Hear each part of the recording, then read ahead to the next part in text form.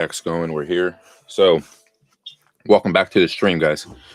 It's Monday, April 18th, 2 days after Chelsea lose in the FA Cup final to Manchester City. I mean, is what it is. We push forward. The message is still simple: Blue Co out. It doesn't matter who the manager is. But speaking of the managers, I've been telling you guys, and I feel like a lot of other people also have been saying that Xabi Alonso will be the next manager at Chelsea Football Club. Now, it doesn't negate anything about what this ownership has done, but it's clear they've learned some type of lesson with Liam Rosenior and a few other managers they've decided to bring into the club. I mean, what does this mean for us going forward? That there's a guy here that actually wants to win, a guy here that seems serious, and he has the CV to back up what he wants on the football pitch, right? So if you like these kind of streams, you like anything like that, man, drop a like, sub, share, do all this stuff. I go live just about every single morning.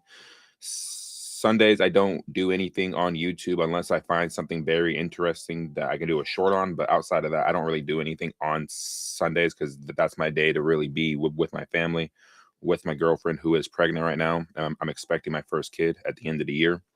And, my focus really is on that. But when I have time to jump on stream and I have time to talk about the club I've loved for over 25 years, and I feel like I need to reiterate that every single time because there's still people out there that think Americans really don't give a fuck about football, soccer, or whatever you want to call it, right?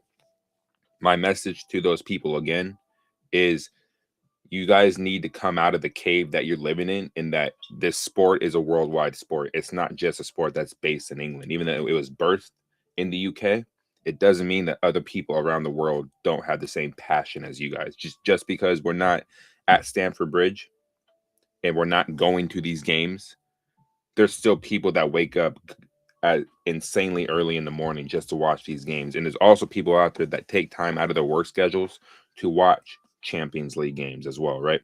So getting into Xabi Alonso, and before I get into all the news and stuff regarding him, I mean, it's just a great feeling knowing that you would hope that they've learned from some type of mistakes here.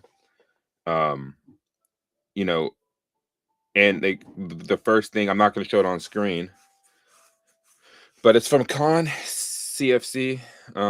We've really struck gold with the Alonso appointment, an actual serious manager who's willing to come in here despite everything. Chelsea, for the love of God, do not let him down.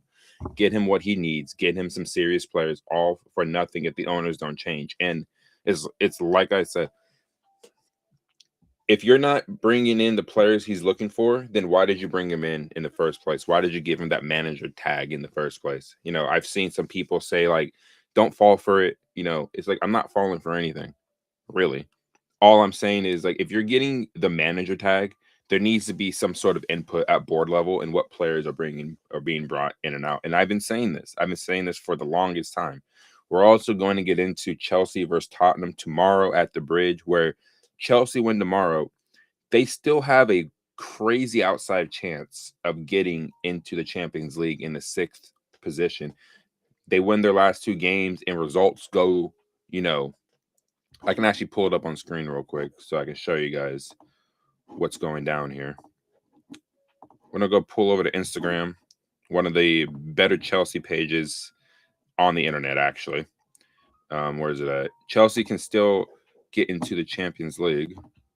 My thing can actually pull up here. So the scenarios for them to get into the Champions League are as followed here. Aston Villa win the Europa League and lose to Man City on the final day, which if you don't want Arsenal to win the Premier League, you need Man City to beat Bournemouth tomorrow, which it says here.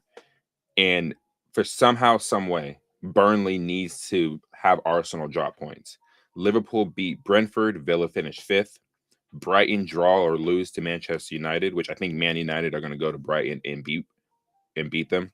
Bournemouth lose to Man City and Forest, and Chelsea beat Sunderland and Spurs to come 6th. Now, it's a 1% chance with 99% faith that they can figure out a way to get 6 points in the final 2 games. Do I realistically think that's going to happen? No.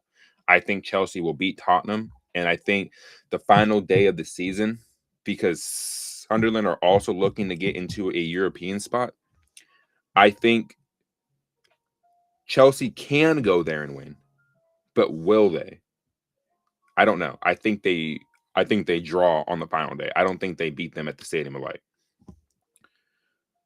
The only thing that I'm looking forward to here right now is Chelsea beating Tottenham to put them in the relegation zone on the final day, because West Ham yesterday. Did anybody watch that West Ham game yesterday against Newcastle? How wayward they were in the first half. They were horrible in the first half. Nuno has to make a change in the 25th minute, takes off the center half, brings on Tati Castellanos, who honestly changed the outlook for West Ham when he came on, was getting chances. Unfortunate not to score when Crescencio Somerville had that cutback, and he puts it on target. Nick Pope makes a fantastic save. And if that ball does go in, I think the complexion of the game does change. But in the second half, when Newcastle came out, they scored in like the 63rd minute or whatever. They were down 3-0. It was all but over. But West Ham kept firing. West Ham kept going at them. And they were unfortunate not to get a couple goals in the second half to make it a 3-3 scoreline. But that goal difference that West Ham is currently suffering with may be the reason why they do go down. I don't think Tottenham come to the Bridge tomorrow and win it all. I've seen people say Roberto De Zerbi's Tottenham will destroy this Chelsea team. Can you guys point to me a time when Tottenham needed points at the Bridge and got them? It doesn't happen. Now, I may sound arrogant, I may sound ignorant that Spurs have been in a much better run of form in the Premier League than Chelsea, but when it comes to Tottenham coming to the Bridge, this is a place they never win. This is a place they never get points at. So I'm thinking Chelsea tomorrow will show up because they understand the assignment and they understand the occasion that if you win tomorrow, Spurs will be facing relegation on the final day, where Spurs have to host Everton at the Lane and West Ham hosts Leeds at the London Stadium. I have more faith in West Ham beating Leeds, even though Leeds went to Brighton yesterday and they won 1-0 in like the 95th minute. Dominic Calvert-Lewin is looking like one of the signings of the season, if I'm being completely honest. A free transfer, a guy that people really, I think, criminally disrespected because he's been better than Liam Delap this season. He's been better than a lot of strikers in the Premier League, if we're being honest, this season. What I think is going to happen tomorrow is that Chelsea will beat Spurs. Spurs are going to be feeling the pressure of having to get some type of result at home. And that's just something they have not been able to do all season. When you have 2 wins at home all season, I think Chelsea only have like 4 wins at home this season, which is criminal, bro, which is ridiculous. That's something that can't happen. If you're a serious club and you're trying to compete at the top end at the table, your home form is everything. And whatever points you get away from home, you get away from home. Chelsea away from home this season are in the top 6. At home, they're 14th in the Premier League. That needs to flip around. Next season, under a new manager, what I'm expecting out of Xabi Alonso is you're going to be able to get some players in, but what players are going to be leaving in order to get those transfer funds that you need to get the right players for him, right? We've seen reports of Liam Delap. He's going to be set to leave at the end of the season. Wesley Fofana, the same thing. What other players are going to be axed out of this team? I think Tosin's gone. I think Pedro Neto is gone. I think Malo Gusto will be gone as well. I even think Flip Jorgensen is going to be gone at the end of this season. With that, you're going to probably be able to recoup some type of money to go get players that this guy is going to actually need. So my preview, my full preview for Chelsea versus Spurs will be happening later on in stream, and we'll be doing a separate video on it. And also I will be doing a video on my expectations from Xabi Alonso, given the situation he stepped into, and just the realistic, more grounded expectations that Chelsea fans really need to understand is that Just because he is the new manager, it does not mean that this team is going to be ready to compete for the Premier League title next season. I think there's Chelsea fans out there that are thinking that we're going to compete immediately for the Premier League. We are so far off of that. When you are 30 points behind Arsenal, when we only finished 5 points behind them last season, there is a humongous gap. Unless you start bringing in world-class players, unless you start bringing in players of quality, this team is not going to touch the top two as it stands. And Manchester United are starting to creep closer to that. Manchester United will be able to bring in those world-class players to help Bruno Fernandes out, because Bruno Fernandes is the player of the season. He's the best midfielder in the league for a reason, and arguably a top 3 midfielder in the world right now. You get some more world-class players around Bruno Fernandes, you're going to start seeing what that man is truly capable of. I mean, he's going to break the assist record. Chelsea are so far off of competing for the Premier League that one transfer window is not going to change everything, because we've seen over the past 3 or 4 years that this team, that this ownership rather, is just all about bringing in the youth players and the young players and flipping them for transfer profits. You would hope that the appointment of Xabi Alonso turns that around, right? So will Chelsea still qualify for the Champions League next season? All these things have to happen. Results went their way yesterday to help their European chase, where they can still finish as high as 6th. But is it realistic that Bournemouth lose their last 2 games? I think they lose to Man City. But Forest, I think Bournemouth can snatch a point. I really, really do. So we'll see what happens there, man. What's going on, bro? How you doing? How how are you feeling about the appointment of Xabi Alonso? This is from Raymond. How am I feeling about the appointment of Xabi Alonso? And Xabi Alonso should be given money to buy players in the summer transfer window. I mean, you got to sell players, bro. Players are gonna have to be sold, man, in order to fund these moves. Otherwise, you know, we're not going to really be able to do anything in the transfer window, and you're going to see the same players there next season. You know, like the players that I've mentioned that should go, and it's also on Instagram too. It's like a AI like slot makeup, but these are the players right here that I would sell immediately. Right, Liam Delap, Garnacho, Tosin, Benoit, Badiashile, Jorgensen, Disasi, Fafana, loan out Sar, loan out Achiampong, because he needs a loan, bro. In my opinion, he really, really does need a loan. Because it says here, among those we might see sold include Liam Delap, Garnacho, Tosin, Badiashile, Jorgensen, Disasi, Sar, and Achiampong could be loaned. Wesley Fofana may not meet the criteria of a mentality monster, and we've seen that thing being posted around all over the place, that the Chelsea board were impressed with the term mentality monsters. And it's like, I mean, these players should already be mentality monsters, especially if you have the coach that you brought in last season to help with that. But it says he doesn't meet the criteria of a mentality monster. Wes is not a mentality monster, bro. He's not a serious player. He never has been, really, in my opinion. Maybe before all the injuries started happening, you can make that argument.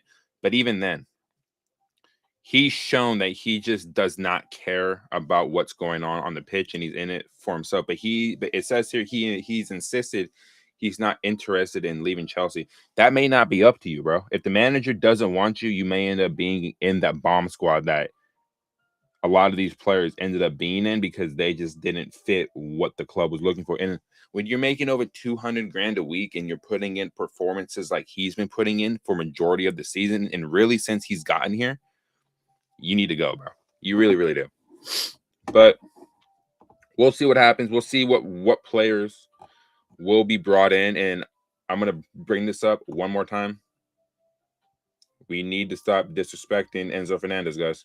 I keep on seeing a lot of slander about this guy. You need to stop disrespecting him, bro, because he's going to be a crucial part to Xabi Alonso's plans. You don't think he'll get better under him? A lot of people think that he's just washed. How is he washed? He's more important than this guy right here. The guy, the shirt, jersey I'm wearing right now. More important. Nobody wants to have that conversation except for the select few that actually understand Enzo Fernandez's game. But I'm not going to go too deep into Enzo, honestly, because there's no reason to. We understand the importance of what he brings to the team. The Chelsea team that was out there Saturday didn't play that well, and he didn't play well either. But the point is that you get a manager in there with a clear identity, and I just think when you bring in a manager that played in a similar position that Enzo plays in, you're going to be able to get the best out of him.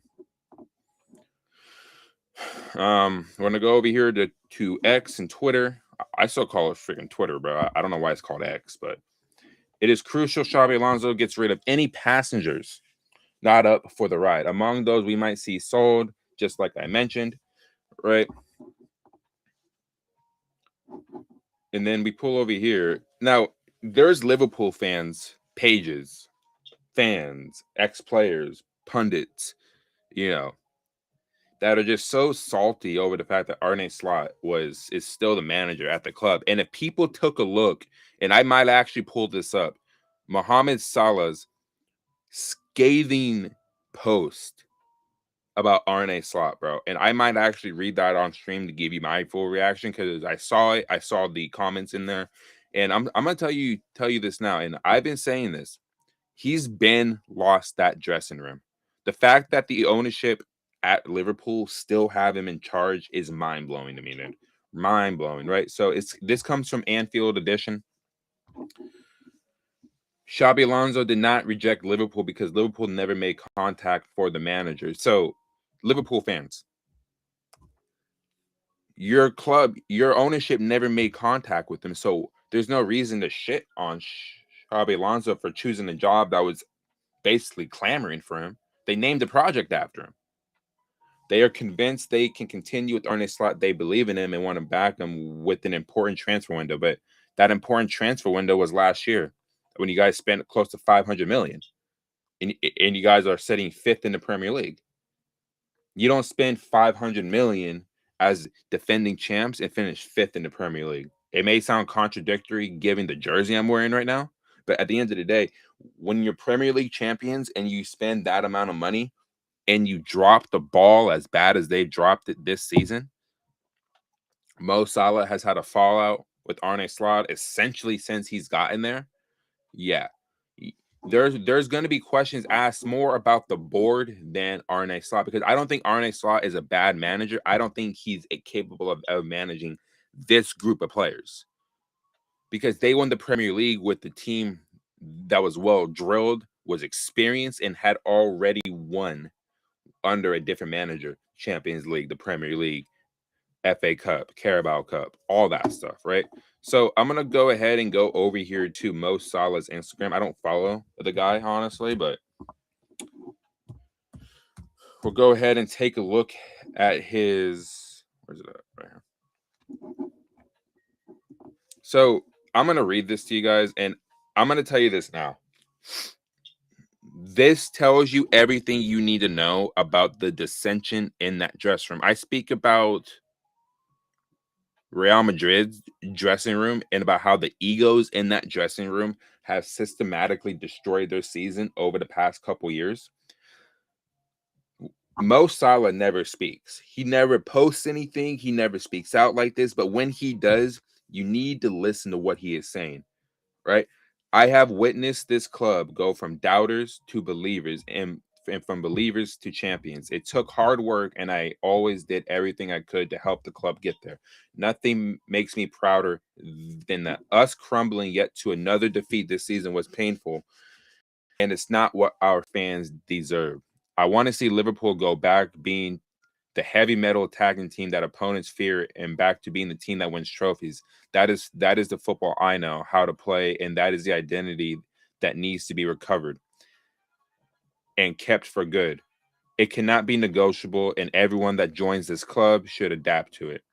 Winning some games here and there is not what Liverpool should be about. All teams win games. Liverpool will always be a club that means a great deal to me and to my family. I want to see it succeed long after I have moved on. As I've said, qualifying to next season's Champions League is the bare minimum, and I will do everything I can to make that happen.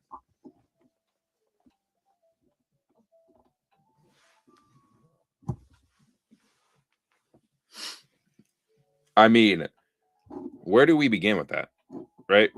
Like, where do we begin with that? Let me go ahead and go full camera on this for this. Because like there's a lot that he said here that just needs to be like dissected, bro. I mean, when you go into him saying that I want to see Liverpool go back to the heavy metal attacking team that opponents fear and back to a team that wins trophies. They were a year removed from winning the Premier League, right? And when you look at it from that perspective, it's Arne Slot won this Premier League, won last season's Premier League with Jurgen Klopp's team. Like, it's just a reality. He won it with Jurgen Klopp's team. And to see the demise this season of a team that on paper, give me 1 second, guys. I got to sneeze really bad.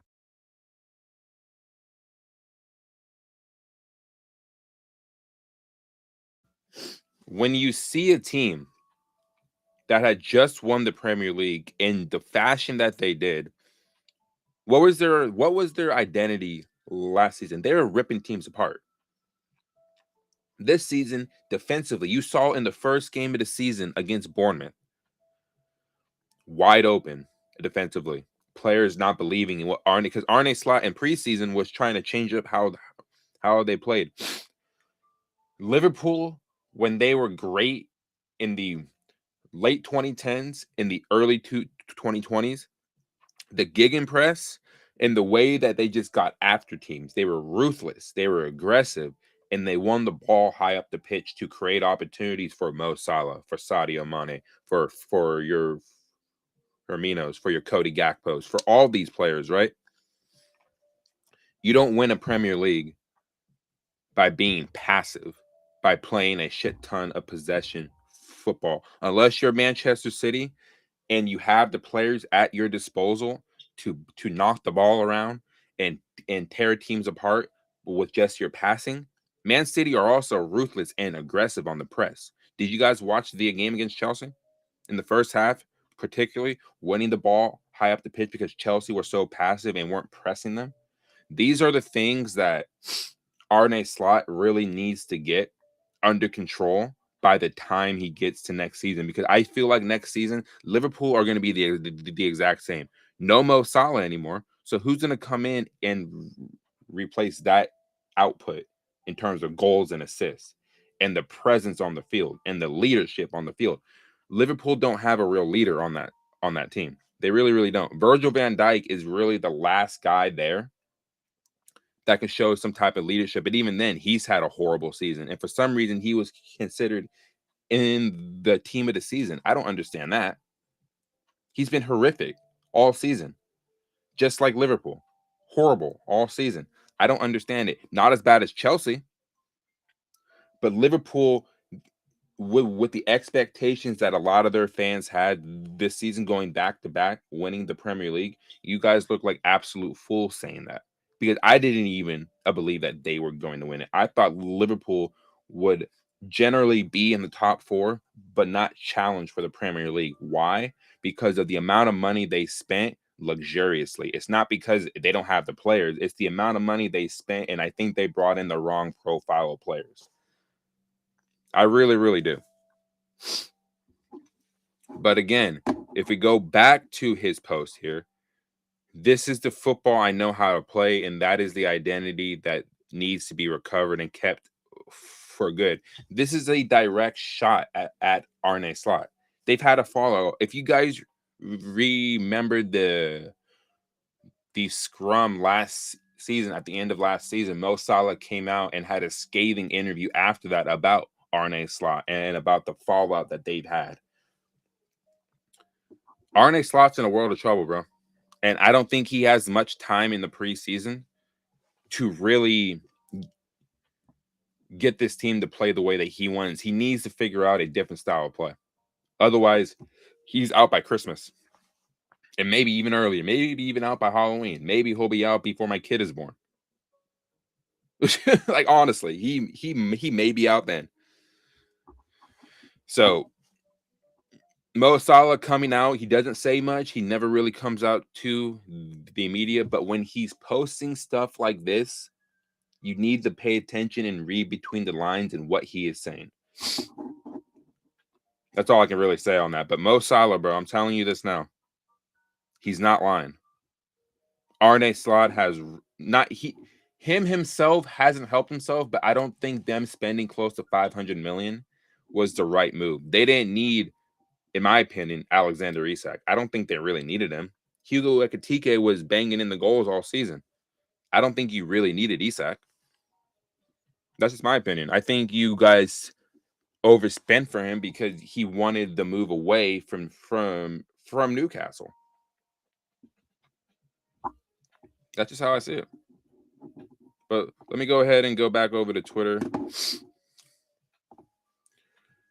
me X out that crap here. So this post right here is for Man Knows Football. Goonie, if you guys know him. A pretty decent guy. I've always enjoyed his videos. I've always enjoyed his takes because I feel like he's kind of like me. No filter, just calls it how he sees it. And that's the kind of energy I'm expecting out of people that have platforms. You know, don't be afraid to say how you feel about what's going on. We're seeing the perfect example of this with Johnny Minerals, bro. Doesn't give a fuck. Sparking up a cigarette right on video, bro. Doesn't give a fuck. He's smoking that Igbali pack, and I'm smoking that Igbali pack too, bro. Like, I don't really care. Can't complain at this experience at all. My concerns are not with Xabi and his team. Good appointment, but it means nothing. If he's not back properly, because this squad is nowhere near the level it needs to be, and it's going to take a lot of work. Like I just said, the squad is nowhere near competing for a Premier League title. Nowhere near. And Xabi Alonso is going to understand that in preseason, and he's going to be like, okay, these are the players I need to bring in. Because you don't go undefeated in the Bundesliga in the same league as a team in Bayern Munich that was just winning it for fun, season in, season out. You got to do something special. You have to have some type of tactical genius in you to beat Bayern Munich, bro. The game they beat Bayern Munich in 3-0 in Leverkusen, they had, I believe, I saw the video on this. They had 31% possession and won 3-0, and it could have been 6 or 7. What I'm starting to believe here is that this Chelsea team, with his ideas, Chelsea will not have a lot of ball possession next season. And that's something that I've been stressing, that this team plays a lot better on the counterattack. When they play in possession, they don't know what to do with the ball. Maybe that changes with the tactical ideas that Alonso will have. But at the same time, I'd rather see this team play on the counter, especially if you have the wingers at your disposal, really just Esteval and Quenda, who I'm going to get to in a second, playing on the counterattack. You have Cole Palmer in the counterattack. You have João Pedro. You have Enzo. You have Caicedo, who can break up play in midfield and kickstart counterattacks. I think Chelsea need to go get another number 6 that is solid enough to pair next to a Caicedo, because I don't want to see Reece James realistically play in defensive midfield, but he's capable of doing it. So go ahead and X that out too. It's gross. So it's like I said here. Results go majorly Chelsea's way. A win against Spurs takes Chelsea within 1 point of a Europa League spot in 7th heading into the final day. Brighton play Man United, while Chelsea will battle it out with Sunderland. And it's like I said, they won yesterday at Everton pretty convincingly in the second half. Enzo Lafay's celebration, though. Bro, what a celebration that was with the black Spider-Man mask. I actually have a black Spider-Man mask too, and I can actually show that on my Instagram real quick. I don't really show my personal Instagram like that, but I will for this, for the purposes of this right here, if it loads for me.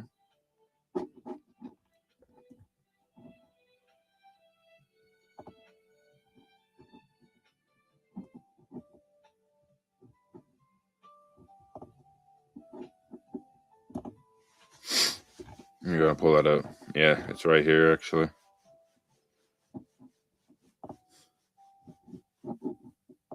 Not that one.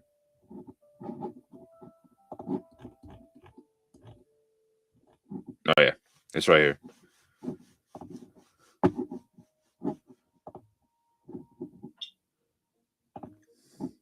So yeah, I got the black Spider-Man mask too, bro. Anyway, let's go ahead and get off of that. So yeah, let me speak on Giovanni Quinda for a second. Now, admittedly, I have not seen this guy play like that, but he was signed, and I'm for young players of quality coming into the club as long as you have like world like quality players in behind. Hold on one second. Woo, that's nice. So it says here, Quinda. Let me see. Chelsea are understood to have enormous hopes for Giovanni Quinda and believe he can make an impression on the first team straight away. We will have to see how Xabi Alonso rates him and if he fits into the system. Now, that's true. Quinda is desperate to make a strong first impression on Alonso, while others will be away at the World Cup. Esteval will probably also make that strong impression. And honestly, guys, would it really surprise me if those two are starting in the first game in a week? I don't think Quinda has a shot, but it would not surprise me because I feel like he does want to see what these young wingers are capable of. I think he's going to love Esteval. I've already said I think Esteval, when he comes back, and I believe he needs to get surgery on those hamstrings, he's going to look wicked under Xabi Alonso because I think he's going to utilize him in the right way. If if what I'm predicting is true about Chelsea playing on the counterattack, Esteval is the perfect winger to play on the counterattack with. We've already seen that goal against Crystal Palace where he gets the ball fed into him and he's dribbling essentially from the halfway line, and it's a fantastic finish in this celebration afterwards. You know what I mean? Like, I want to see that. I want to see my wingers play on the counter. I feel like the wingers that we have now are not capable of doing it because they slow down the play too often. Garnacho, Pedro Neto, those two players specifically slow down attacks so often that any attack that we have going forward is killed. So I'll be interested to see how Giovanni Quinda plays next season when he's brought into the first team. And if he makes the impression, I don't know if he starts right away, but you will see him at some point next season, honestly. And I'm here for it.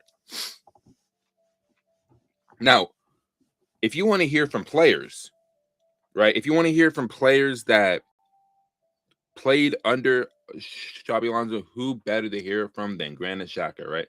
A guy that's right now in the Premier League with Sunderland, was on the team that went undefeated with Alonso in the Bundesliga. Xabi is a little bit different. I think Xabi can play a back four, but can play as well a back five. What he wants is always two number sixes, which is why I mentioned Chelsea may need to go out there and go get another six or play Enzo a bit deeper alongside Caicedo, which originally that was the intention of bringing both of them in, right? What he wants is two sixes, not running everywhere or more of the time. Just be in position, stay central, break up play. If you have to push out wide to go save your fullback's ass, then you have to go do that. But generally, you want to stay central. You don't want to be cut open down the middle because that's the easiest way to go get a goal in this sport. If you're cut open through the middle, more often than not, you're going to get scored on. And we saw that against Newcastle. I think it was back in March, like 2 months ago, when Reece James, in my opinion, when he pulled his hamstring, it was just one ball through the middle that took out 7 Chelsea players, and Newcastle score off of that. I believe with his idea of being sound defensively, I think Chelsea next season will be better defensively. But when it comes to the attacking part of the pitch, these are the questions I want to know. What players are they seriously going to go after if they can get the money for it and put into this squad? Because João Pedro needs help. João Pedro can't do it all. Cole Palmer needs to find his best form again. Enzo Fernandez, I think, will be better next season, even though, in my opinion, dude was actually great this season. It's just the team was shit. You know, Esteval, if he's able to get the hamstring surgery that I'm asking him to go get, and that a lot of people are asking him to go get, but his entourage says we don't want that. We can't afford to have this kid go through hamstring injuries at a young age. No, because then he's going to ruin his own career, and then he's going to end up just not being able to get to his full potential. I'm not going to say washed because he's 18 years old. But realistically, get the surgery, he could be back a month after the season starts, because I think that hamstring injury is serious. So what other players should he be going after in the transfer window that realistically this team needs? Until you sell players, we can't talk about players that can be coming through the door. You have to sell first in order to buy. And if somehow, some way they get into a Champions League spot, bro, I mean, that's just God saying they want Chelsea in the Champions League. That's it, because this team all season does not deserve to be there whatsoever. This thing here, right? I'm hoping it's true.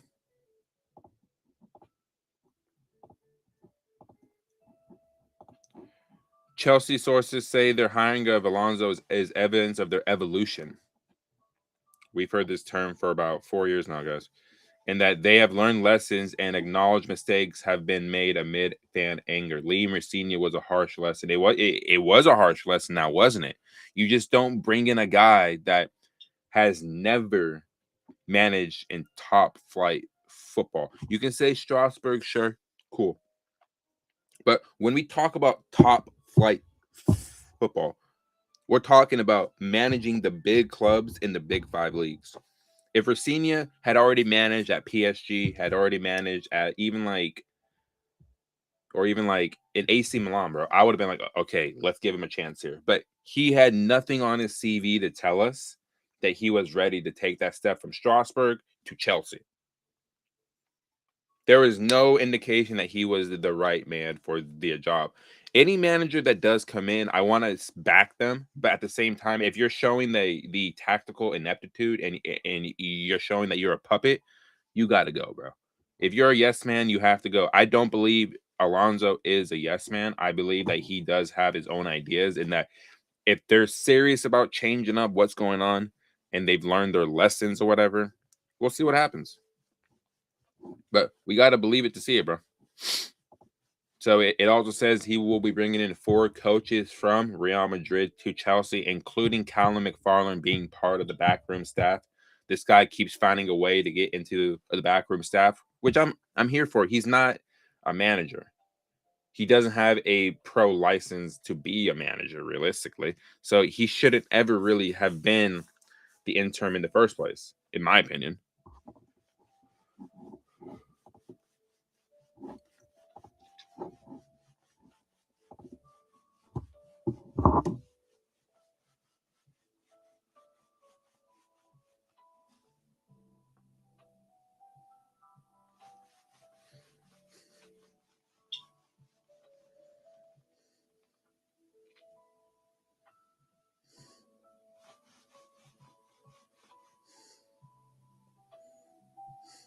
Crazy. Also says here, Jose Mourinho returns to Real Madrid on a 2-year deal. I'll get into that in a little bit. Jesus Christ. Jose Mourinho is about to slap up a few of these players at Madrid right now, man. Jamie Carragher, it's probably the first time ever. I hope Chelsea do well because my mate is involved. I haven't had that before, so fingers crossed they do well next season. I told him good luck, and I'm sure they'll feature heavily on our Monday Night Football coverage next season. Of course. Why wouldn't they? That's only if Chelsea don't get into Europe. Then they'll be playing on Monday nights consistently, just like Manchester United, bro. Ridiculous. But at least Man United are in the Champions League next season.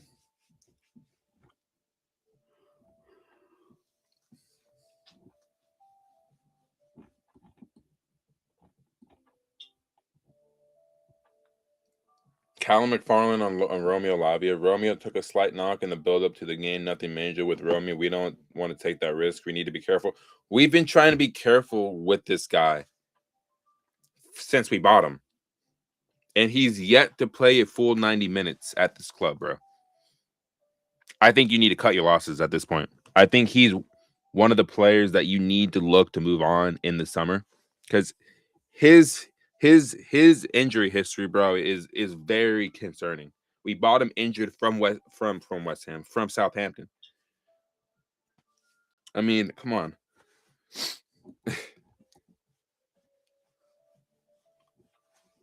Xabi Alonso has spoken to Chelsea players and wants to keep Cucurella and Enzo Fernandez. I think Enzo will probably be the one staying. I think Marc Cucurella is gone in the summer, guys.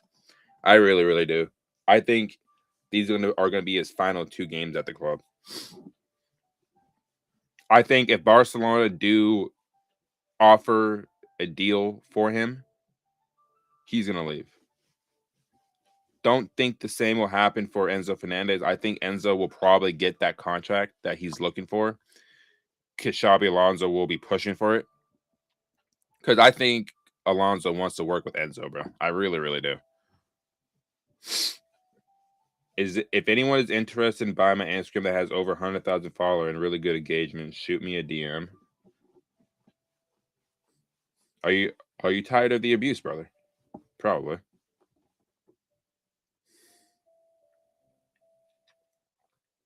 Victor Osimhen's camp is again looking into top European club options, with Chelsea among the sides contacted ahead of Xabi Alonso's expected arrival. Can we? I don't know how many transfer windows we're going to be linked with this guy, but with what money? If you sell Liam Delap and Nicholas Jackson, you could probably go get him. But I want to bring back Nico Jackson, bro. I think he deserves a second chance at the club.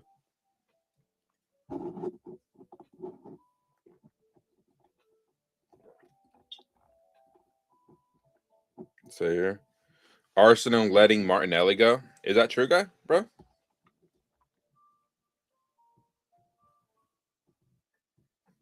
I mean, Gabriel Martinelli is such a weird player, bro. Honestly, he's such an interesting player to like watch in a sense. Like you can see the talent he has, but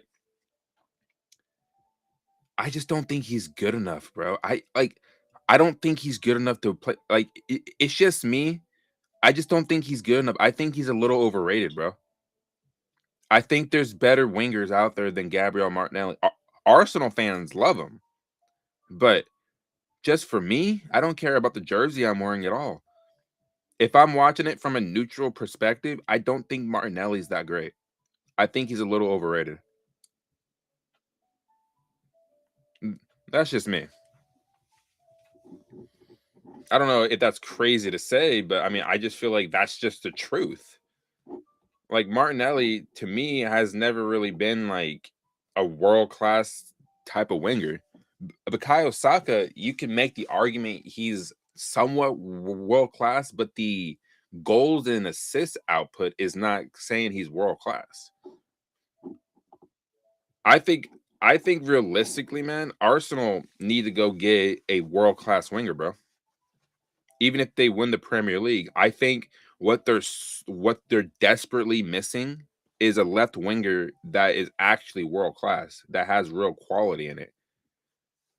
I don't know how many opportunities I've seen Gabriel like Martinelli miss. That's just me. I think Arsenal can do a lot better at that position. But to go back to Victor Osimhen, bro, this club has shown, or these owners have shown, that they're not going to pay people top wages unless they somehow scrape into the Champions League or into Europe. I don't see a Victor Osimhen move happening. I really, really don't.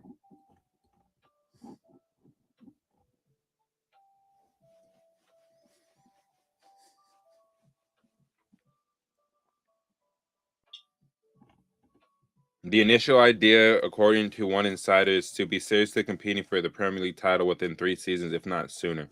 They're not challenging next season for the Premier League. Chelsea will not be this bad next season. We can basically guarantee that, but they're not challenging for the Premier League, bro. Maybe the season after, if they secure a Champions League spot and they win some type of silverware next season in the FA Cup or something like that, then yeah, you'll probably see more money being allotted. But again, they're not anywhere near Arsenal right now, not anywhere near Man City, and not even anywhere near Manchester United.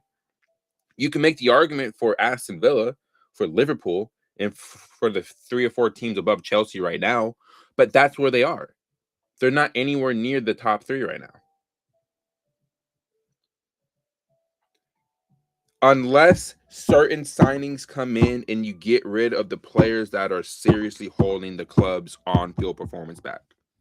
That's the only way I can see Chelsea competing next season for the major honor. But outside of that,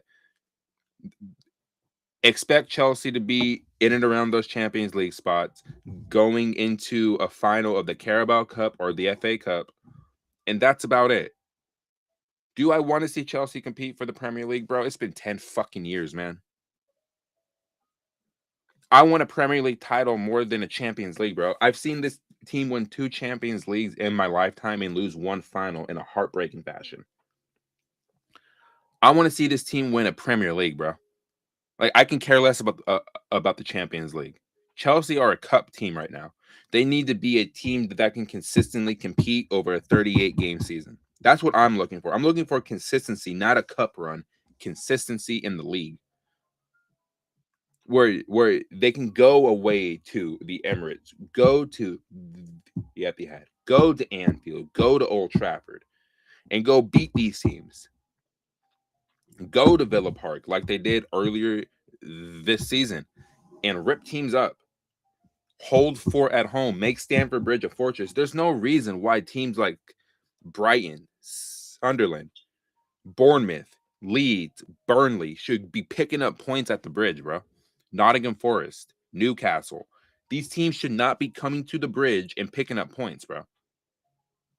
But they have. Why? Because the team has been dreadful all season. Really, since the start of 2026.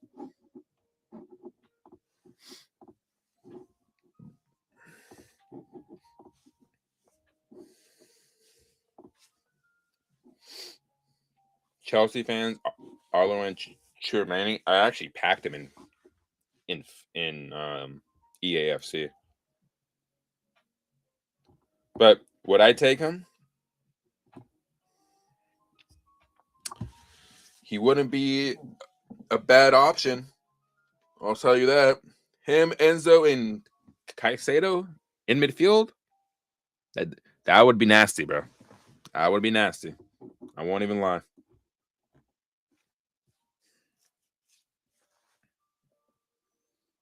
Chelsea want to reset the culture this summer, which could lead to quite few big name departures. Who could he be referring to? Yeah, it's like I said here. It's going to be players like Pedro Neto. It's going to be players like West. It's going to be a lot of the center halves. Garnacho's going to be gone. I think Malo Gusto's gone. I'm telling you, bro. I don't think Enzo's leaving.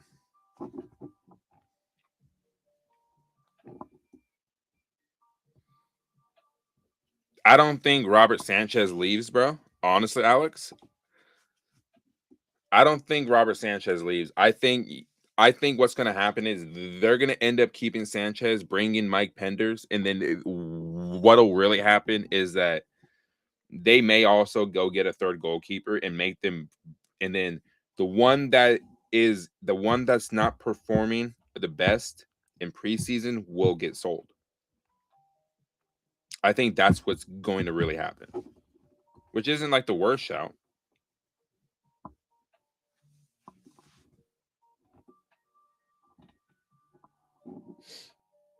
But I understand that Xabi wants to keep Cucurella, but I think if Barcelona do come in for him, I think he's gone.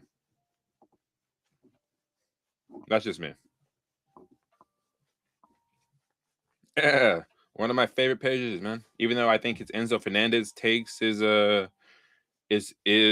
are ridiculous, to be honest with you. Would you guys take Anthony Gordon at left wing? I mean, he's better than what we have. I know, like we should be going in for much better players of quality, but I mean,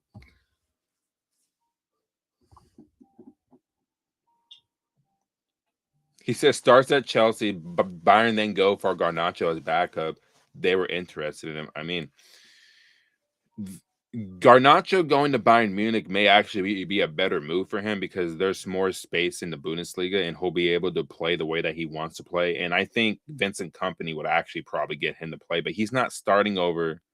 I mean, it says backup, but I don't think he's getting in a lot of games if you have Olise at the wings, Luis Diaz. I don't think he's getting a lot of games, bro.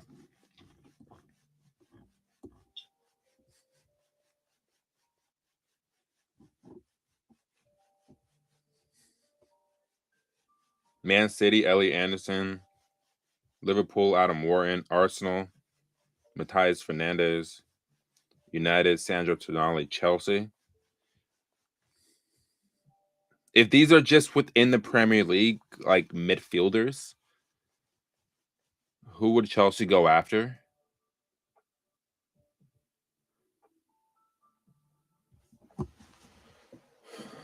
Who would they go after? Not Baliba at Brighton. Probably Bruno, bro.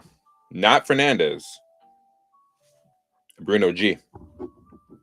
If you know, you know. That's who. I mean, honestly, bro, a Gimaraj would be insane, bro. That would be a crazy signing.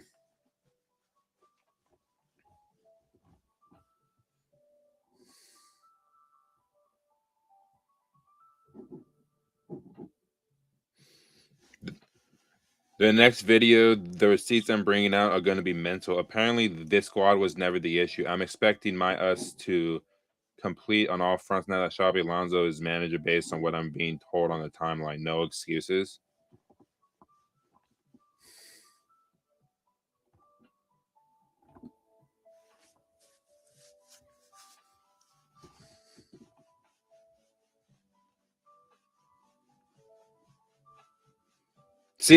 See, this is the kind of accountability I look for in the fan base here. Now, he's saying that he has the receipts, right? Then a fan calls him out, screenshots what he said at the beginning of the season, right? He immediately takes accountability. See, these are the things that I'm looking for here. Fans that actually take accountability for what they said, right? I had Chelsea finishing second in the Premier League this season. I look like an absolute idiot for saying that right now, right? I don't mind being wrong on that. That's perfectly fine with me. Why? Because my expectations after the Club World Cup was this team should push on and try to go win it, win the Premier League, go deep in the Champions League. I look like an absolute idiot for saying that. And I don't mind holding myself accountable. Goonie, man knows football. I love your fucking videos, bro. I love your accountability here, man. I really, really do.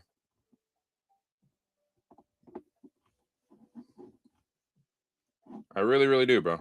That's something that I'm looking for in terms of people holding themselves accountable.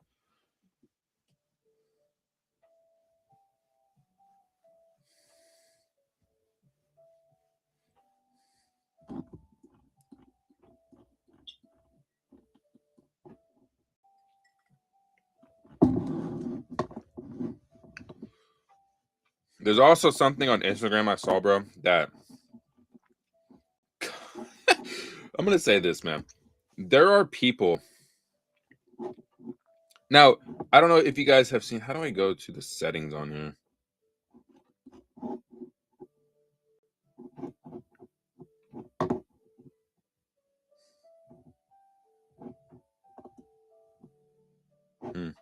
I'm trying to figure out how to go to my settings on here. I just don't know how to do it on the computer.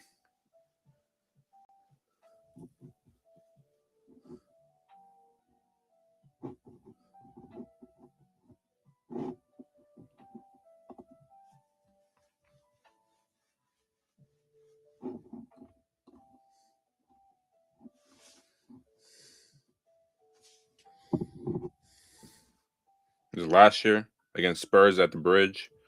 See, this team right here, bro.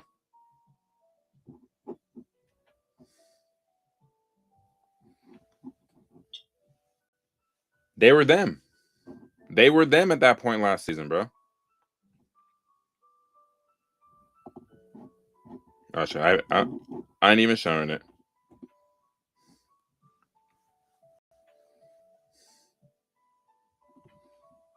A great header from Enzo. Great cross from Cole Palmer as well.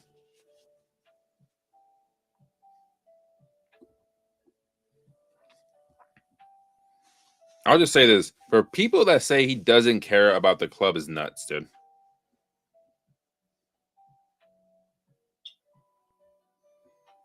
That's what I'm saying, man. It's a great header. Bring back Nico Jackson, bro. Please. We'd be a lot better with him in the squad. Tell you that. Nah, bro. I think you're wrong on Enzo, brother. You're gonna be upset next season.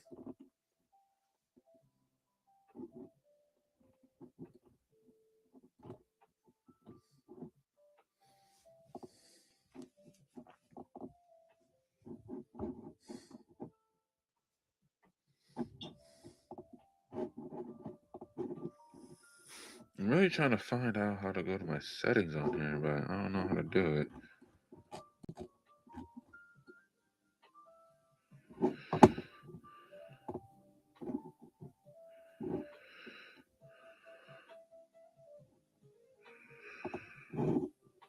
I'm gonna have to look that up.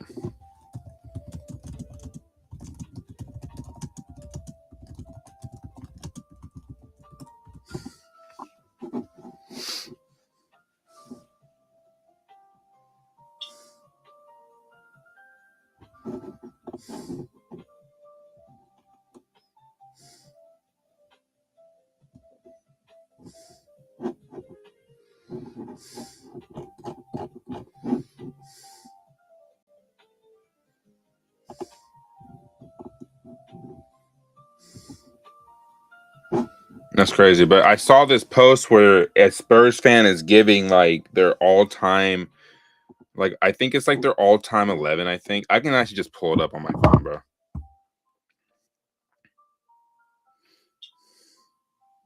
Everyone's calling him overrated. Kante is the best. Actually, I can actually just look up his name real quick. I don't know why it took so long to think about that.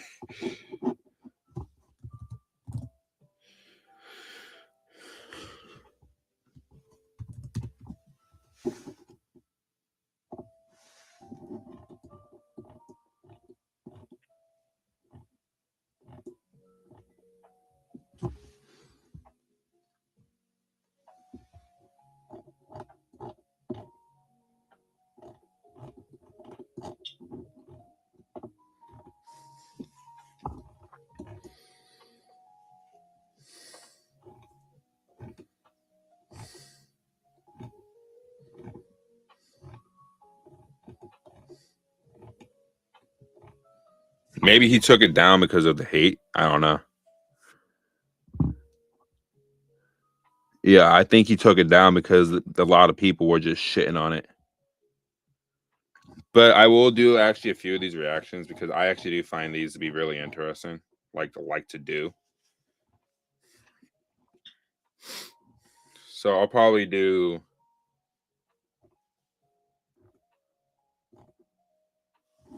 I'll do this one first, actually.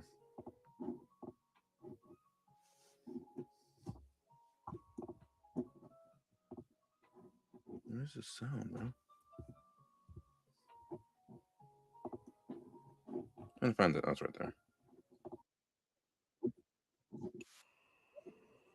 Let me go ahead and go out of that real quick.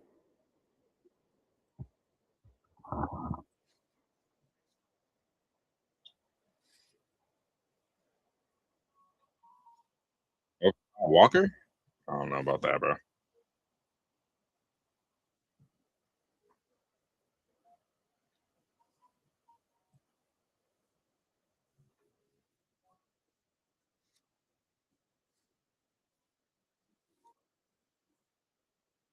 agree with that.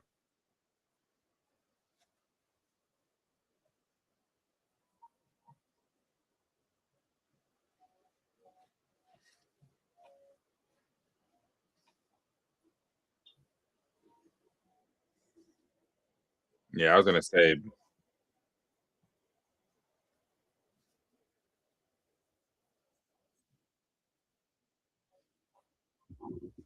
Oh my god, bro. I don't know about that. Dennis Bergkamp was a great player, bro, but Kevin De Bruyne, man, he's next level. He's arguably the greatest Premier League midfielder of all time. My word, bro.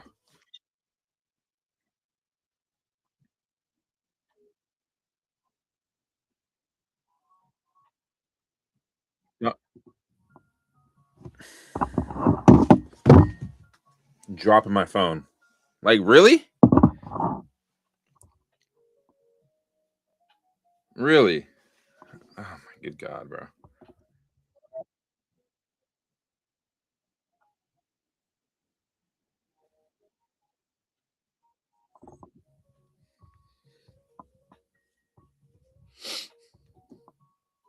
David Silva is criminally disrespected, bro. You guys don't understand how good he was when he was at Valencia, and then he got the move to Man City. You guys don't understand how good David Silva actually was, man.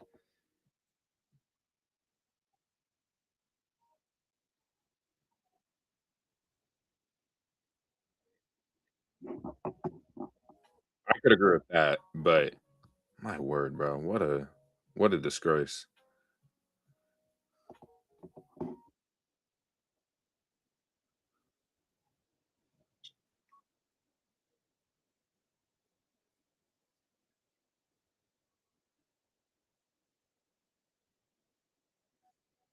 I mean, that's a tough one. Rio Ferdinand or John Terry. I mean,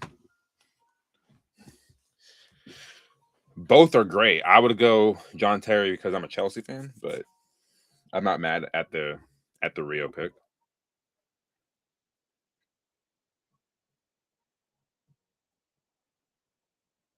Ashley Cole, bro. That's so tough, bro. Yeah, man, that's tough, bro.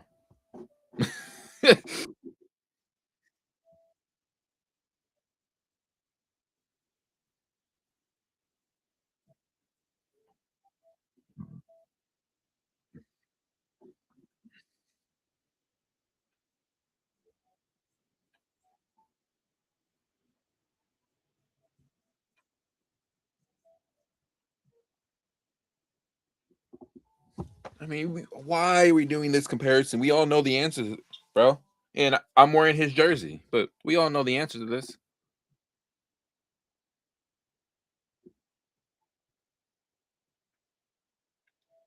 Yeah,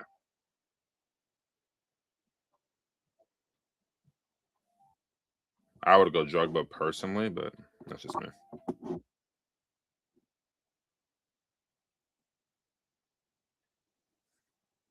Yeah, I'd go Neuer personally.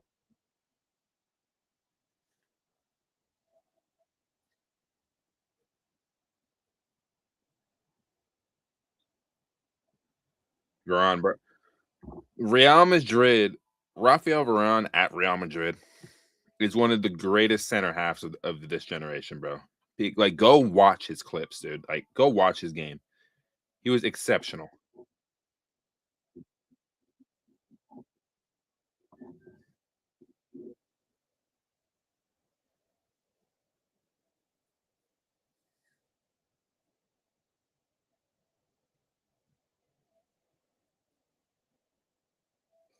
Luka, Zidane. Me personally, I would go Gareth Bale.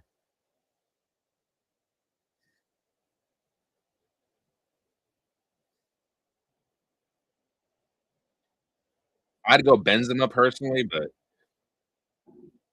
I don't mind the Lewandowski shout. We ain't gonna do that one. Yeah,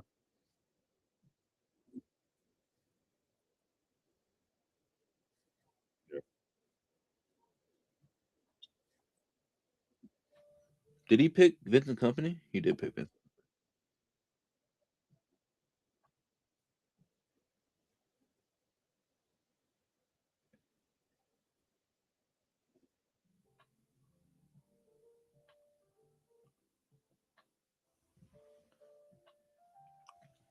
Did he say Kolarov over Ashley Cole?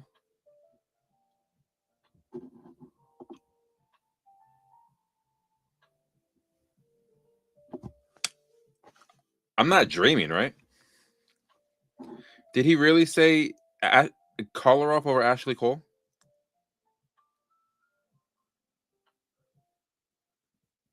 Oh my god.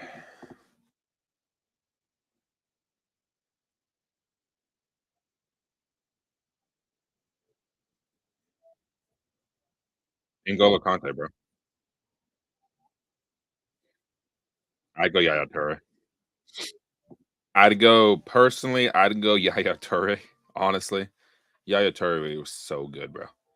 Even though Cesc Fabregas won 2 Premier Leagues with us, I would still go Toure, bro. Honestly,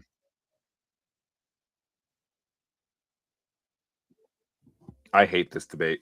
I really, really do because I love Frank Lampard, but I also love Kevin, bro. I really, really do. I think he is a top three midfielder to ever play in the Premier League, man.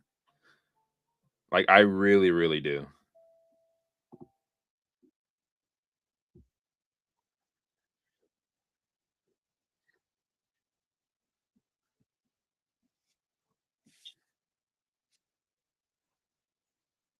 Yeah.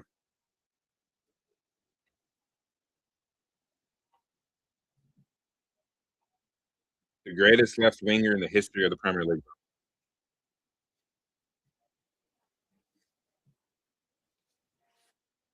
I mean, mm, we can have that conversation. Manuel Neuer.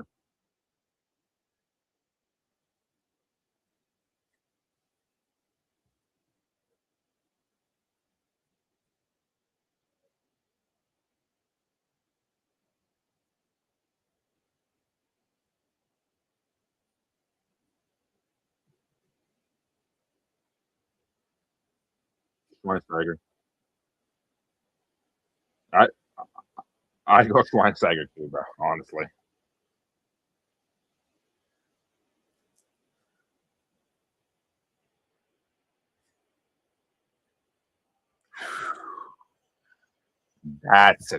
that. I mean, listen, that's not the worst take. I can see why people like Ozo, but it'd be Frank for me.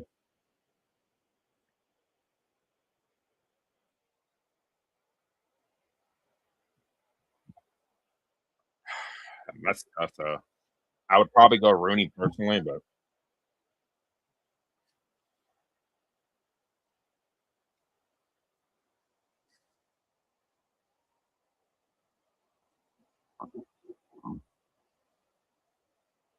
I would go Harry Kane.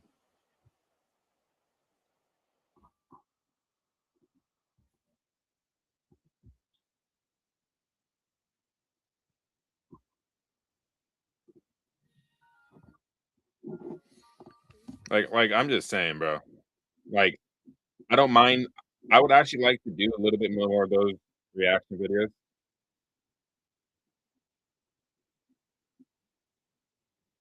Sending pure love, dude. But best left wing, Johnny Quinn, definitely. I don't know. What's going on? Dictator Mbappe. Hey, bro. You guys are you're a dictatorship, man? No, I'm kidding. How you so hey bro, Dictator Mbappe, man.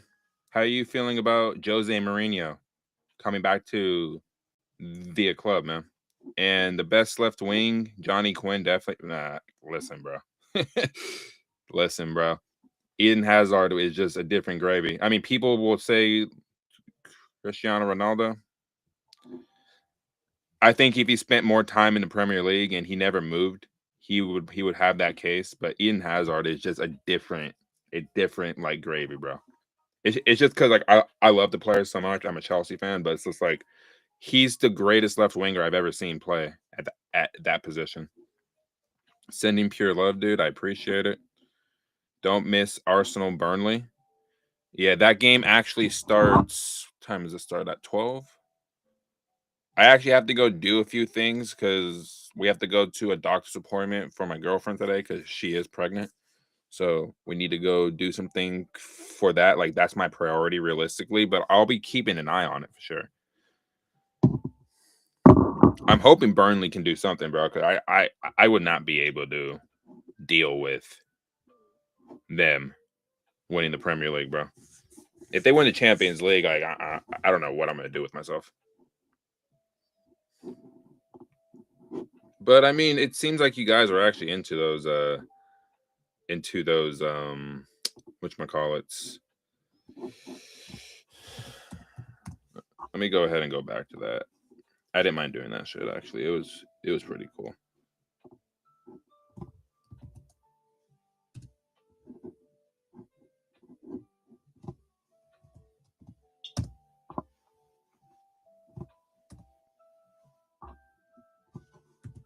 I think that's how you do it.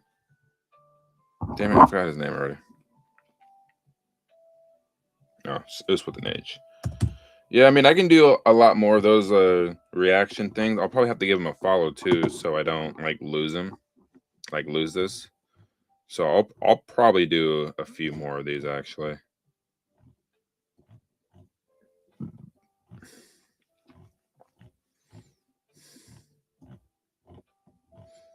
From Chelsea or Real Madrid. Ooh, prime.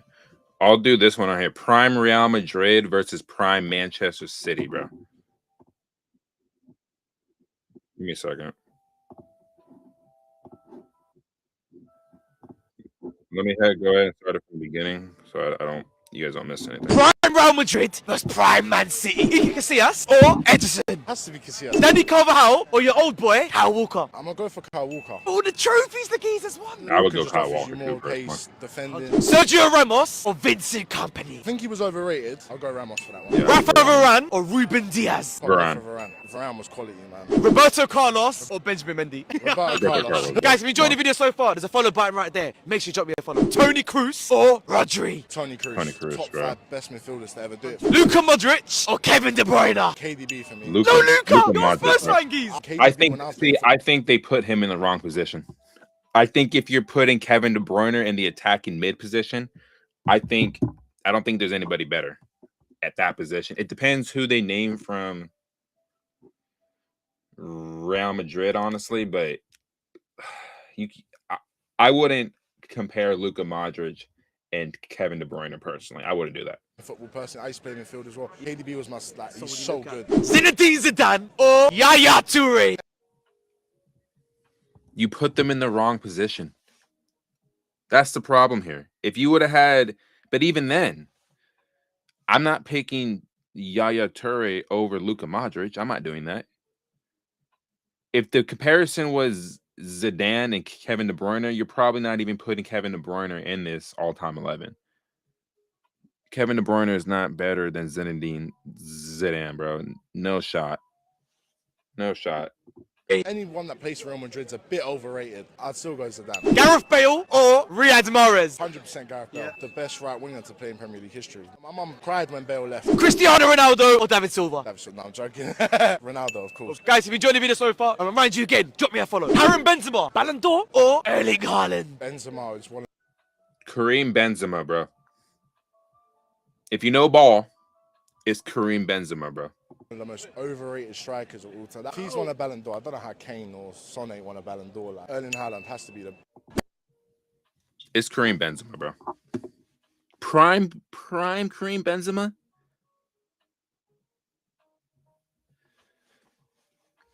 Oh my God, I don't know, man. Erling Haaland's great too, but I don't know about that. Prime Chelsea versus Prime Barcelona. Petr Cech or Victor Valdez? Got to go Petr Cech. We've got the Premier League record. Prime Reece James or Dani Alves? I have to go Dani Alves. Thiago Silva or Gerard Piqué? It's Silva. Thiago Silva. When he did at the end of his career with Chelsea, that takes it a little bit over the edge, winning that last Champions League. So important for us, 38, 39 years old. John Terry or Carlos Puyol? John Terry. Legend. Ashley Cole or Jordi Alba? Ashley Cole. Best left back in Premier League history. Guys, if you enjoyed the video so far, there's a plus sign button right there. Make sure you drop me a follow. N'Golo Kante or Sergio Busquets? I'd have to Chelsea go fans are Busquets. gonna hate me for this. Busquets was different. Yeah, Oh, I'd have to go N'Golo! Prime Cesc Fabregas or Xavi? Xabi. Frank Lampard or Iniesta? Pure footballer, I've got to go Iniesta. So harsh. Frank Lampard, our record goal scorer. It's not harsh, it's just Iniesta. The midfield Barcelona takes. Barcelona had the greatest midfield of all time, bro. And I hate saying that, but it's true.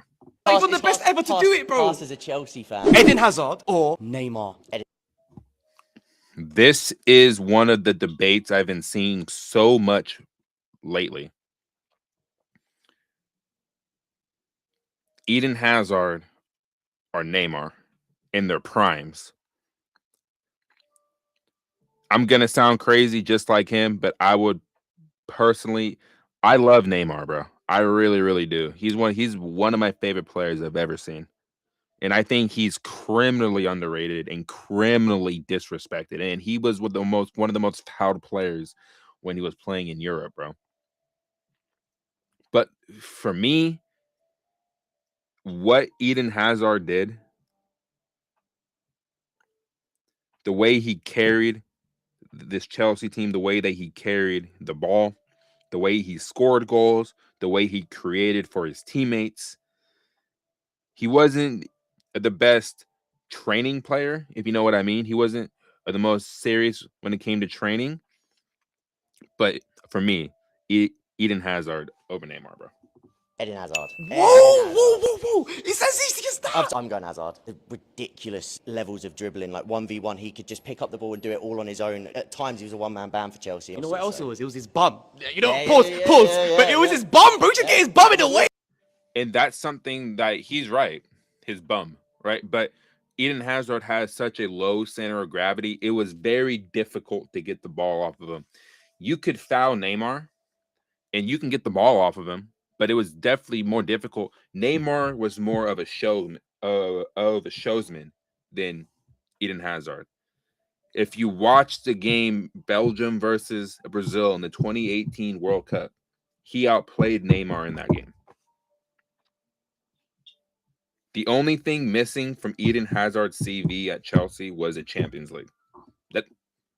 That's really it. Wait, bro. How he protected the ball, it's unreal. Neymar is literally my favourite player outside the Premier League of all time. Neymar is the third best of our generation, bro. You got Ronaldo, you got Messi, and you got Neymar. Joko or the GOAT. Yeah, I mean, you don't have to say much. We'll move on. Guys, if you enjoyed the video so far and you didn't listen to me the first time, there's a plus sign button right there. I'm trying to get to 30K. Drogba Help me out. best Didier Drogba or Suarez. Luis Suarez. On the gaffer, 1 game, 9 cup finals he scored in. You're going to do it, aren't you? Suarez is the better footballer, but I'm gonna I'm go taking Drogba. Didier Drogba. Okay, lock this up right now. I'm gonna go Prime Drogba. Chelsea versus...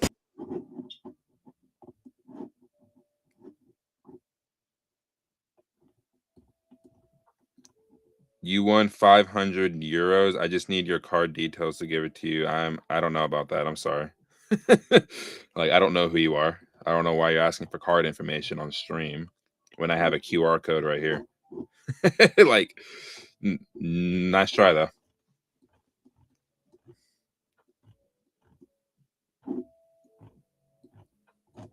There was another one I saw that was actually pretty interesting.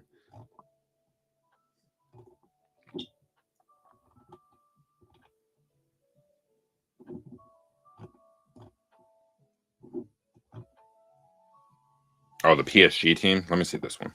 2010's PSG versus 2020's PSG. Siraju or Donnarumma? Donnarumma. Oh shit, Man City. Dani Alves or Achraf Hakimi? Oh, Achraf Hakimi. In PSG, yeah. Thiago Silva or Marquinhos? I love Marquinhos. Thiago Silva is a very good player. David Luiz or Pacho? Oh, Pacho. One of the best central back in the world. Maxwell or Nuno Mendes? Yeah, Nuno Mendes. Defend very well, attacks very well. Blaise Matuidi or Vitinha? I love Matuidi. Third of Ballon d'Or. Vitinha, yeah. One of the best midfielders in the world. Alright guys, I post football content every single day. There's a follow button, drop me a follow. Marco Verratti or João Neves? I would choose Verratti. Verratti and Vitinha midfield would be unbelievable. Neymar, got him on the back. Or Lionel Messi? Neymar, one of the best of the history. Neymar. Kylian Mbappe or Desiree Doué? Mbappe. I hate Mbappe. Arrogant, bad with the team, never liked PSG. We won without him. Angel Di Maria or Kvaratskhelia? I think I prefer Di Maria. No, Kvaratskhelia! Di Maria for me is one of the Di best. Maria was good at Zlatan PSG, bro. Ibrahimovic or Ballon d'Or Dembele? I love Ibrahimovic. Zlatan. Look, Ah, yeah, he's got Dembele on the shirt. There we go. I'd go Ibrahimovic. 2010's Bro. PSG versus 2020's. If you have a team like that, you need a big striker.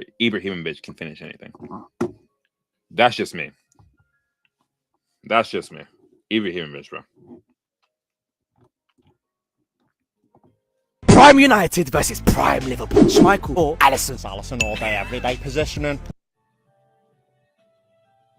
Alisson's good, but come on, bro. Distribution. He's not coping in this modern era. No chance. Gary Neville or Trent Alexander-Arnold? Gary Neville wouldn't even pick Gary Neville. You have to go Trent. He's generational. Saying you missing? No comment. Rio Ferdinand or Virgil van Dijk? There's only one Rio, and that's Rio Engelmower. Virgil van Dijk goes in. The best centre-back that's ever graced football. Second in The best center half to ever grace football. What are you smoking, bro? Virgil van Dijk is great, but come on, bro. I'd go Rio personally. the Ballon d'Or, and he should have won it as well. Yap Stam or Jamie Carragher? Easy, no question. Nah, it is probably Yap Stam to be fair. Patrice Evra or Andy Robertson? Andy Robertson is Andy one Robertson of the most was good, underrated bro. left backs and defenders. he's good. Phenomenal assists. He can defend as well. All you haters in the comments, it goes Robbo. Alright guys, I post football content every single day. There's a follow button right here. Drop me a follow. Roy Keane or Xabi Alonso? Has to be Roy Keane. He was captain for United, lifted trophies, which Xabi Alonso didn't do for Liverpool. Paul Scholes or Steven Gerrard. I didn't even need to let. It's Paul Scholes, bro. It is Paul Scholes, bro. Knock it off. You finish the best midfielders that the Knock it Premier off, League bro. has ever seen. He could do it all. It's He could Paul pass, Scholes. he could score, he could tackle. Ferguson wanted him, Mourinho wanted him, Real Madrid wanted him. Ancelotti wanted him. Debate ended. Bruno Fernandes or Felipe Coutinho? Felipe It's Bruno. Coutinho was sensational, but I don't think he did it long enough in the Liverpool shirt. It has to be Bruno. Premier League Ronaldo or Mo Salah? Not even. Do we understand how great Cristiano Ronaldo was at Manchester United? Mohamed Salah is a top 5 attacker in the history of the Premier League, bro. But can we be honest about this? Do people forget how good Cristiano Ronaldo was at Manchester United? It's Ronaldo, bro.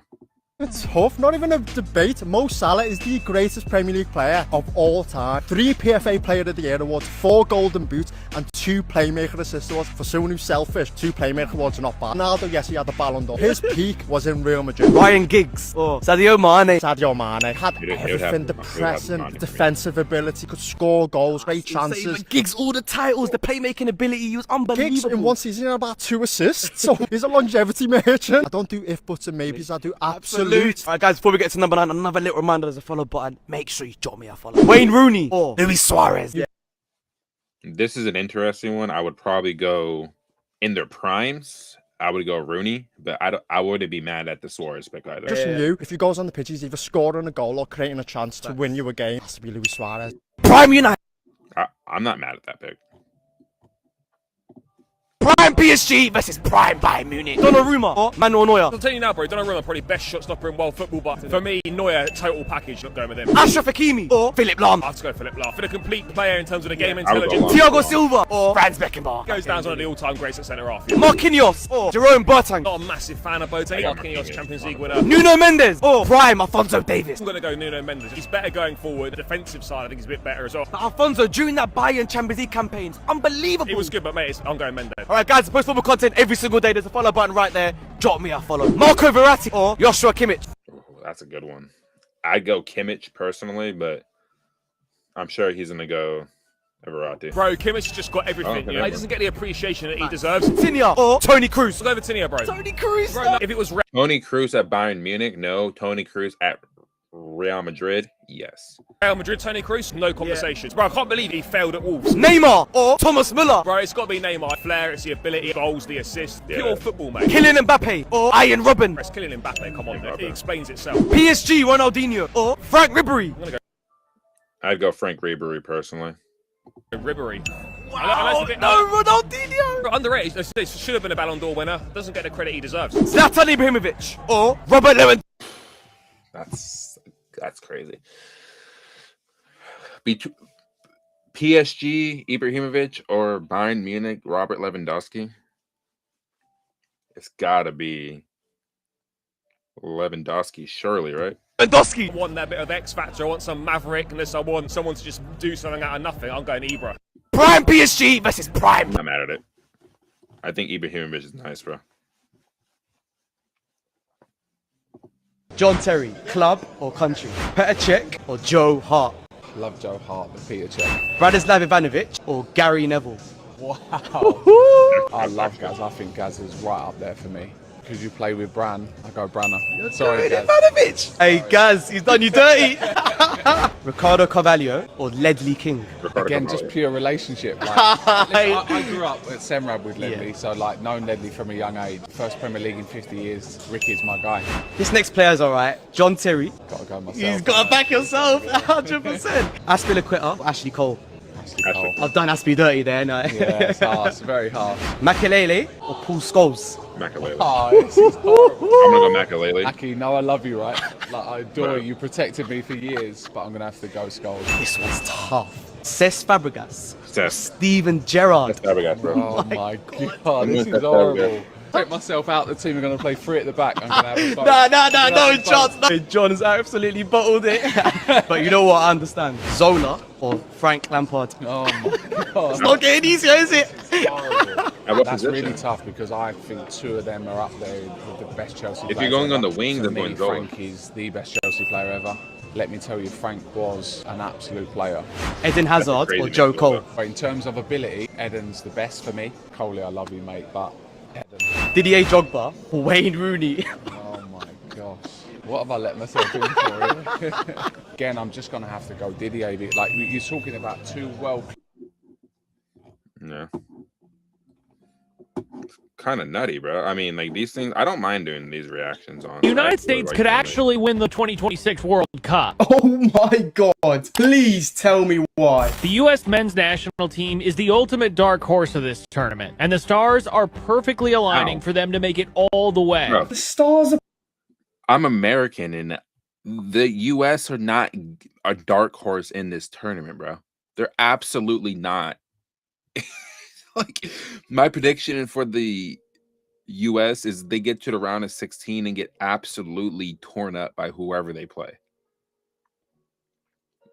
They will win their group, and they'll probably win the round of 32. But they're not getting past the round of 16.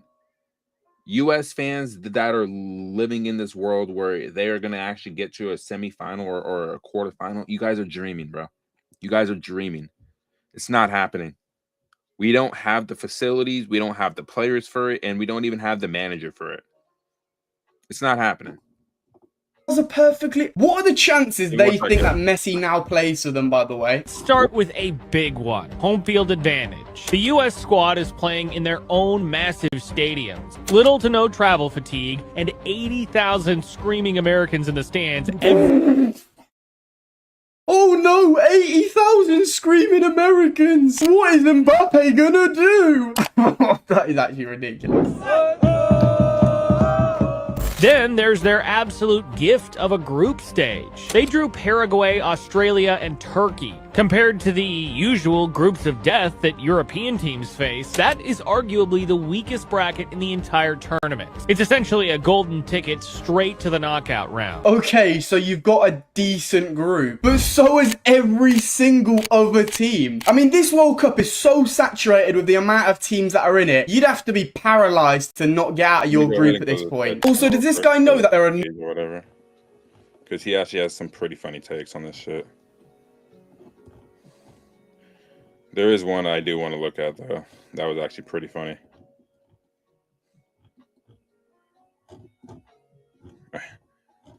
I think it was this one right here. Would you swap Declan Rice for these players in their prime? Steven Gerrard? Nah. Frank Lampard? Nah. Paul Scholes? Nah.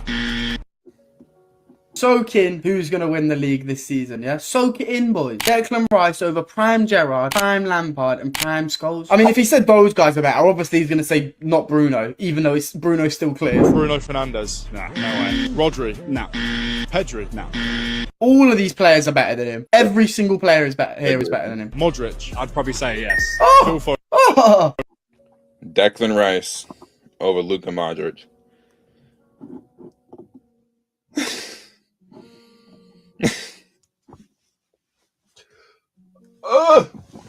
Arsenal fans piss me off, bro. This is why people don't want them to win the league, because if they do actually win it, they will crown this team the greatest Premier League team of all time. It's ridiculous, bro. It's ridiculous, man. Foden? Nah. Roy Keane? N'Golo Kante? Nah, I can't do it. These guys.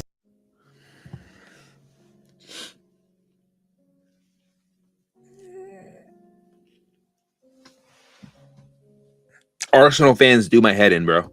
I swear. It's crazy. Clear him. Bellingham? Nah. Yaya Toure? Yes. Nah. Yes. Kevin De Bruyne? Yes. Andres Iniesta? Yes. Iniesta, yep. Oh. Xavi? Yep. Oh. Zinedine Zidane? Yeah, 100%. So basically, Declan Rice is like not elite, What he's saying is like the Iniestas and Xavis of the world, but he's just under there, you know, near the KDBs. Better than fucking Paul Scholes, Steven Gerrard. Cannot let these guys win a league, man. It's gonna get ridiculous. Would you? Like I said, man. Like I said, you Man City, Burnley, please do something crazy today. Please. Please, oh please. Like, we cannot allow these cats to win the Premier League, because these are the kind of comments that we're going to be seeing if it happens. But with that being said, guys, I'm going to get out of here. I need to start getting ready for my day. Burnley do play Arsenal today. Burnley. I'm praying from the heavens here. You guys are already relegated. You guys got nothing to lose. Go for it. Cause Arsenal problems, please. But realistically, Arsenal should be beating Burnley today. But if they don't, the bottle job is truly back on. But again, I'm Jason, No Filter Chelsea. Drop a like, comment, sub, share this stream, get engaged in the comments. I'll probably have a video up later on in the day. I got some stuff I have to do, so I'll probably have something up around 6 p.m. around my time. So wherever that is in your time, do the time conversions there, and you'll probably see some type of video for my actual preview for Chelsea versus Spurs at the Bridge, along with later in the week I'll be doing a video on my expectations after we see the full announcement of Xabi Alonso, who is set to take charge on July 1st. I'll give my full reaction and my full expectations of what to expect out of him. But with that, I'm out of here. I'll see you guys later on.